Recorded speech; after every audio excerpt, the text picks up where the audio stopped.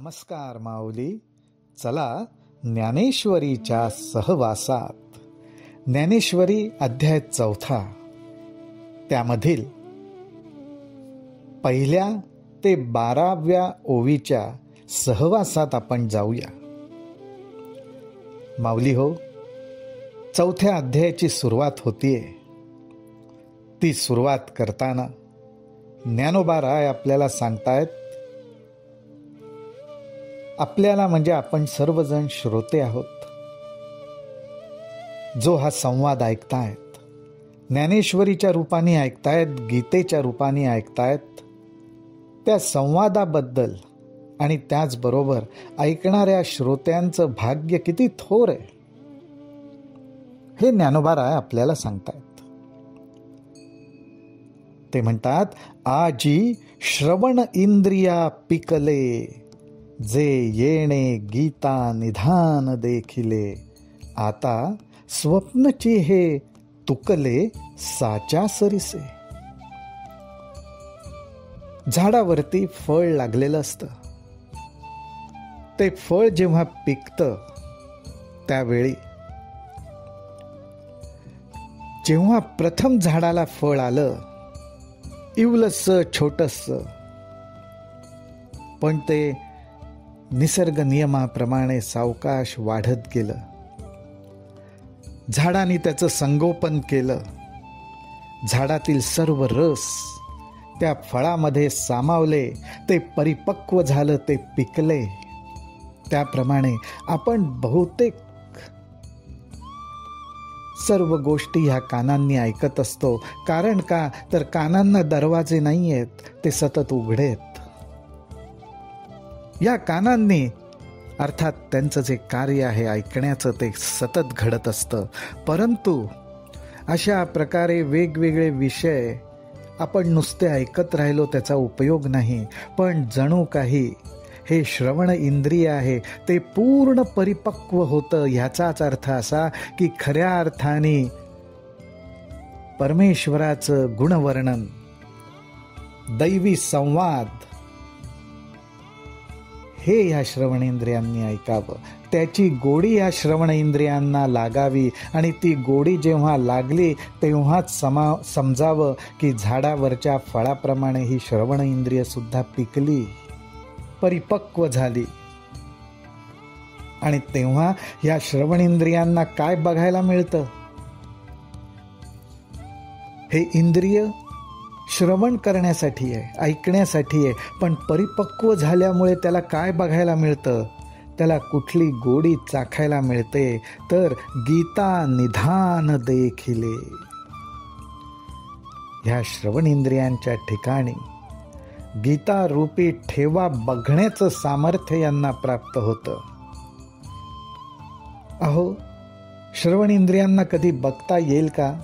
अहो, या स्वप्नातल्या गोष्टी झाल्या.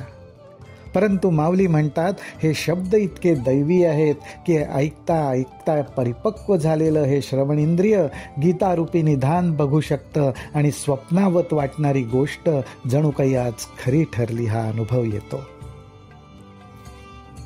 जी गोष्ट आपल्याला ऐकायला मिळते ती कशी आहे? आधींची विवेकाची गोठी, वरी प्रतिपादी श्रीकृष्ण जगजेठी, आणि भक्तराजू किरीटी परिसत असे. जणू काही इथे असं म्हणावंसं वाटतं की एखाद्याला श्रीखंडपुरीचं जेवण आवडतं, श्रीखंडपुरीचं जेवण आवडतं. घरी श्रीखंडपुरी बनवली आहे आणि आता जेवणाचं पान वाढलंय, आपण जेवायला बसणार, तोच आपली अत्यंत परमप्रिय व्यक्ती आपल्या घरी यावी, परमप्रिय व्यक्ती घरी यावी.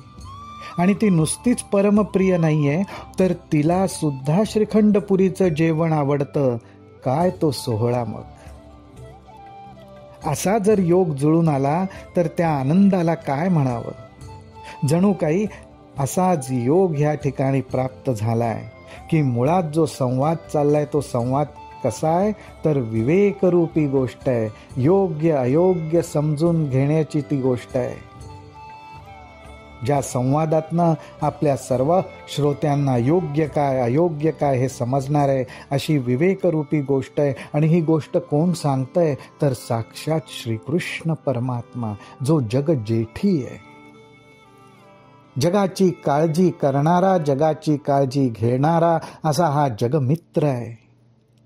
आणि तो स्वतः ही गोष्ट सांगतोय आणि त्याला ऐकायला कोण आलंय? त्याचा हा संवाद कोणाशी घडतोय तर जो भक्तांचा राजा असा भक्तराजू किरीटी परिसत असे, असा हा योग आहे. या योगाचं वर्णन करताना ज्ञानोबा राय दृष्टांत देतात. जैसा पंचमा आलापू सुगंधू की परिमळू आणि सुस्वादू, तैसा भला जाहला विनोदू कथेचा आई. अहो काय सांगावं या संवादाविषयी. अत्यंत सुगंधित असा परिमळ आणि अत्यंत मधुर त्याला चव आहे, रुची आहे.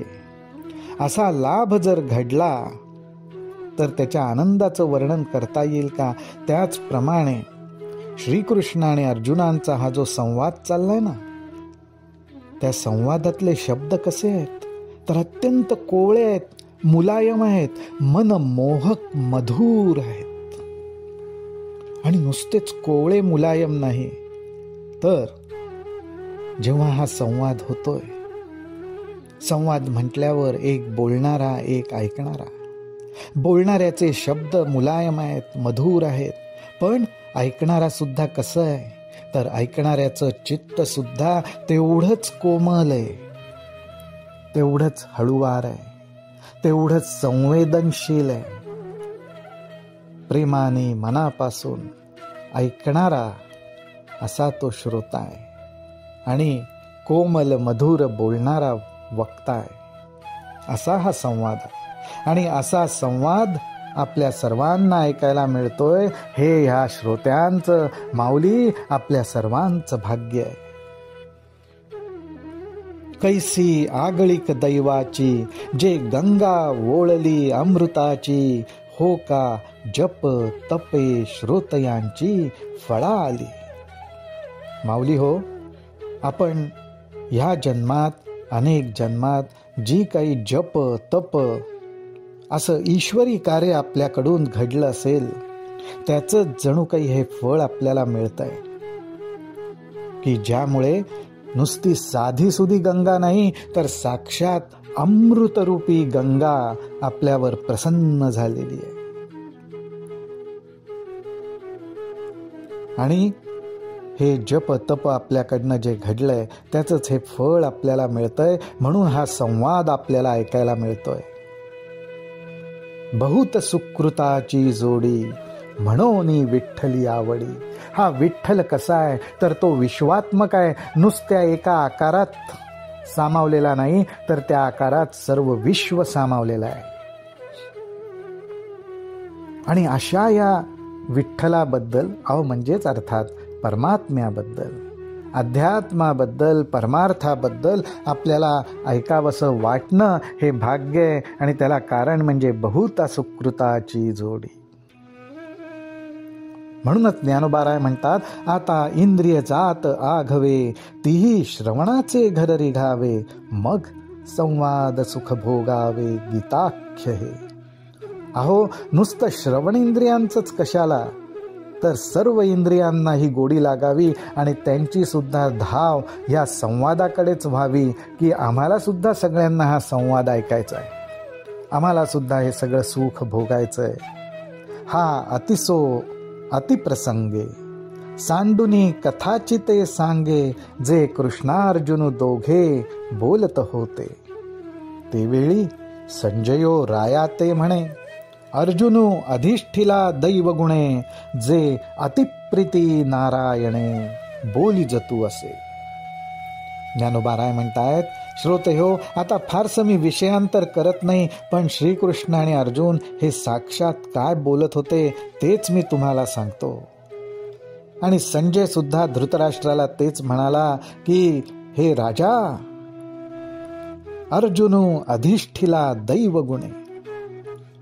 या अर्जुनाच्या ठिकाणी सर्व दैव गुण उपस्थित आहेत, प्रगट झालेले आहेत. आणि म्हणूनच साक्षात परमात्मा श्रीकृष्ण अर्जुनाशी संवाद घेण्याचं सुख साधतोय. म्हणून हा संवाद त्यांनी अत्यंत प्रेमाने फक्त अर्जुनाशीच सुरू केलाय. अर्जुना समोरच तो सगळं गुह्य प्रगट करतोय. जेन सांगेची पितया वसुदेवासी, जेन सांगेची माते देवकीसी, जेन सांगेची बंधू बळीभद्रासी, ते गुह्य अर्जुनेशी बोलत. हे अध्यात्म ज्ञान कसं आहे, परमार्थ ज्ञान कसं आहे, गुह्य आहे. गुह्य म्हणजे गुप्त ठेवण्याचं नाही आहे, तर त्याला खोली आहे, त्यामुळे ते गहन आहे, म्हणूनच ते गुह्य आहे. आणि असं हे अध्यात्म ज्ञान अत्यंत जवळचा असा आपला पिता वसुदेव किंवा माता देवकी अथवा भाऊ बळीराम यालाही श्रीकृष्णांनी हे अंतःकरणातील निजगूज सांगितलं नाही, पण ते त्यांनी अर्जुनासमोर प्रगट केलं. अहो एवढंच काय, तर देवी लक्ष्मीये एवढी जवळीक, तेही न देखे या प्रेमाचे सुख, आजी श्रीकृष्ण स्नेहाचे बिक, यातेची आथी. सनकादिकांची आशा वाढिनल्या होतिया कीर बहुवसा, परी त्याही येणे माने यशा, ये तिची ना. अहो एवढंच काय, तर देवी लक्ष्मी ही तर नेहमी ह्या भगवंतापाशी राहते, पण तिलाही या संवादाचं प्रेमसुख मिळालं नाही. श्रीकृष्णांच्या अंतःकरणात जे होतं ते सर्व अर्जुनासमोर उघड झालं. परमात्मा श्रीकृष्णांच्या अत्यंत जवळचे, ज्याला आपण म्हणू की इनर सर्कल मधली ही सगळी मंडळी, वडील, आई, बंधू, लक्ष्मी, सनकादिक, ह्या सगळ्यांना आशा होती पुष्कळ दिवसांपासून, अनेक वर्षांपासून, की परमात्म्याचं हे रूप, हे गुह्य आम्हाला कळावं. पण नाही, हे सुख फक्त अर्जुनालाच मिळालं. केवढं हे अर्जुनाचं पुण्य आहे. या श्री जगदीश्वराचे प्रेम एथ दिसतसे निरुपम, कैसे पार्थे येणे सर्वोत्तम पुण्य केले. अहो अर्जुनाजवळ हे कुठलं पुण्य, त्यांनी हे पुण्य कमावलं, भक्तीच्या साह्याने कमावलं. आणि श्रीकृष्णांनी सुद्धा त्या अर्जुनावर प्रेमच केलं. श्री जगदीश्वराचे प्रेम एथ दिसतसे निरुपम. हा संवाद अर्जुनाशी करण्यामध्ये श्रीकृष्णांचं सुद्धा अर्जुनावरचं प्रेम आपल्याला दिसतं. हो का जयाचिया प्रीती, अमूर्त हा आला व्यक्ती, मज एकवंकी याची स्थिती आवडतू असे. ज्ञानोबाराय म्हणतात, केवळ अर्जुनावरच्या प्रेमाकरता. माऊली हो, यावरून आपल्याला दिसेल की प्रेम ही गोष्ट किती महत्वाची आहे. ज्या ठिकाणी हे प्रेम आहे त्या ठिकाणी हा संवाद घडतो, आणि जणू काही प्रेमाचा प्रेमाशीच संवाद घडतो. आणि ह्याचा साक्षात अनुभव दृश्य रूपाने आपल्याला दिसतोय, तो म्हणजे श्रीकृष्ण अर्जुनाचा संवाद. श्रीकृष्ण परमात्मा त्याचं मूळ स्वरूप जे अव्यक्त निराकार आहे, निर्गुण आहे, त्याचा त्याग करून जो सगुण साकारात प्रगट झाला, एका कारणासाठी अर्जुनावरचं प्रेम. हो का जयाचिया प्रीती, अमूर्त हा आला व्यक्ती, मज एकवंकी याची स्थिती आवडतू असे. आणि म्हणूनच ज्ञानोबाराय म्हणतात की म्हणूनच मला या अर्जुनाची जी एकनिष्ठ प्रेमस्थिती आहे, ज्याचं श्रीकृष्णांवर असलेलं प्रेम एकनिष्ठ आहे, ते मला खूप आवडतं. त्यामुळेच अर्जुनाला आज हा लाभ झाला. माऊली, याचाच अर्थ असा की आपलं जे आराध्य दैवत आहे, त्या आराध्य दैवताला साक्षात परमात्मा परब्रह्म समजून आपलंही त्याच्यावर एकनिष्ठ प्रेम पाहिजे. आपल्या सर्वांचं भाग्य थोर की आपल्याला हा संवाद ऐकायला मिळतोय, माऊलींच्या सहवासात जायला मिळतंय. ही माऊलींची आपल्यावर फार मोठी कृपा आहे. रामकृष्ण हरी, रामकृष्ण हरी, रामकृष्ण हरी.